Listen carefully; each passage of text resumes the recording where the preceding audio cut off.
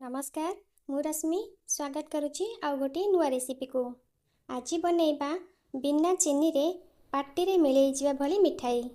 सेथिपाई ना दरकार मलाई ना दरकार खोया ना दरकार छेना, केवल दुईटी जिनस रे घरे बनैबा मार्केट भली मिल्क केक।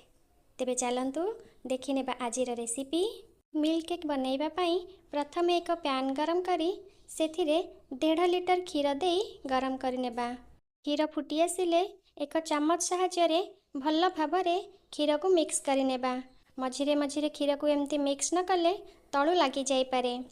क्षीर को भल भावरे फुटाई तार क्वांटिटी हाफ करिनेबा। क्षीर भल भावरे फुटी तार क्वांटिटी कम हेबा पाई टाइम लागिबो।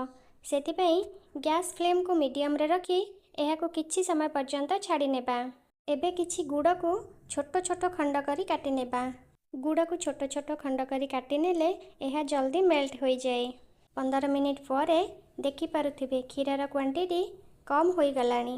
एबे एई स्टेज रे काटी रखिथिबा गुड़ को ऐड करिबा। एठी प्राय 300 ग्राम गुड़ ऐड करिछि। आपण चाहिले मीठा कम बेसी करि परिबे। गुड़ पकेइबा संगे संगे क्षीर मिक्स करुथिबे। एबे देखंतु धीरे धीरे क्षीर फाटिबा आरंभ होई गलानी। गुड़ पकेइबा मात्रे क्षीर को चामच साहाय्य मिक्स कले मिल्क केक रे जेमिति छोट छोट दाना दाना थाए सेमती छोट छोट दाना दाना भली क्षीर फाटी जिवो। एबे देखंतु क्षीर संपूर्ण फाटी गलानी। एबे एहाकू हाई फ्लेम रे 10 रु 15 मिनिट पर्यंत छाड़ी देबा। 15 मिनिट परे देखंतु पानी अंश मरी क्वांटिटी यार कम होई गलानी। एहाकू एमिति एक चामच साहाय्य मिक्स करि नेबा। जहाँ भी बड़ बड़ खंड थिबो एहा मिक्स हेई जिवो।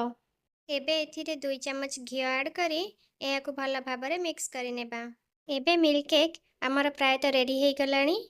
एथिरे इलायची पाउडर ऐड करी गैस फ्लेम को ऑफ करि नेबा। एबे एक प्लेट रे घी लगाई मिल्क केक को ठंडा हेबा पई रखि नेबा। एहा ठंडा होई गले 4 रु 5 घंटा पर्यंत फ्रिज रे सेट हेबा पई रखि नेबा। 4-5 घंटा परे देखंतु मिल्क केक भल भाबरे सेट हेई जाईछि। एहाकू एबे निजे पसंद रे काटी निजे खांतु, परिवार समस्तक सहित शेयर करंतु। जदि रेसिपीटी आपनको पसंद आसी थाए तेबे लाइक करंतु, शेयर करंतु।